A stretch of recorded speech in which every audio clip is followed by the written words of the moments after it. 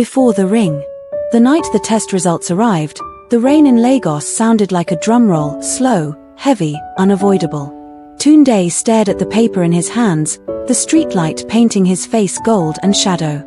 At 27, he was everything people called a good man, hard-working, gentle-voiced, dark-skinned and calm, with a smile that disarmed anger. His genotype AS was something he had known since secondary school. It had never slowed him down. He loved football, loved life, and now he loved Zainab. Zainab was 25 and beautiful in a quiet way. Not the loud kind that demanded attention, but the kind that stayed with you after she left the room. She laughed with her whole face, even when pain hid behind it. Her genotype SS had shaped her life in ways most people never saw.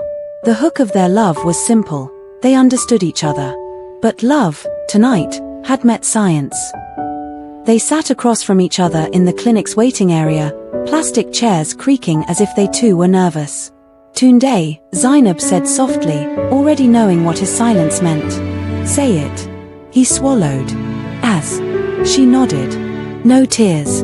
Just a long breath. And me. SS. For a moment, the world felt suspended like Lagos traffic frozen mid-honk. Then the counselor's voice echoed in Tunde's mind, calm and factual. When someone with AS marries someone with SS, every child they have has a 50% chance of being AS and a 50% chance of being SS. There is no chance of AA. No escape route. No miracle math. Zainab's life had been a classroom without a chalkboard.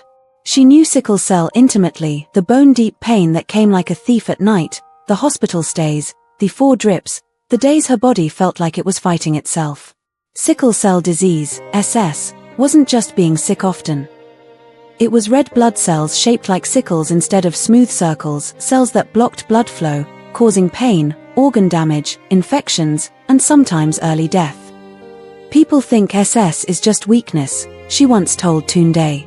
But it's a war inside the blood. Tunde learned that AS, the carrier state, usually meant no symptoms, just the ability to pass the gene on. 2 letters. 1 difference. A lifetime of consequences. I love you, Tunde said, his voice breaking. But I don't want our children to curse our names. That was the sentence that broke the silence. This was the truth many couples avoided until it was too late. Love does not change genetics. In Nigeria, sickle cell affects millions. Too many marriages begin with hope and end in hospital corridors. Too many children are born into pain that could have been prevented with one simple step, genotype testing before marriage. Zainab reached for his hand. Choosing not to marry you doesn't mean I love you less. Tears finally came, not loud, not dramatic, but heavy. It means I love our unborn children enough not to gamble with their lives. They imagined the future they would not have together. No child crying in pain at 2 a.m. No emergency blood transfusions. No questions like, why did you bring me into this world? This was not rejection. This was responsibility. When they stood up to leave, the rain had stopped.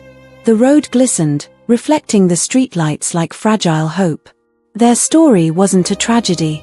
It was a warning. It was a lesson. It was love choosing wisdom over desire. Message to the audience. Sickle cell is not a curse. It is not witchcraft. It is genetic. Before marriage, know your genotype. Understand the combinations. Ask hard questions. Choose wisely.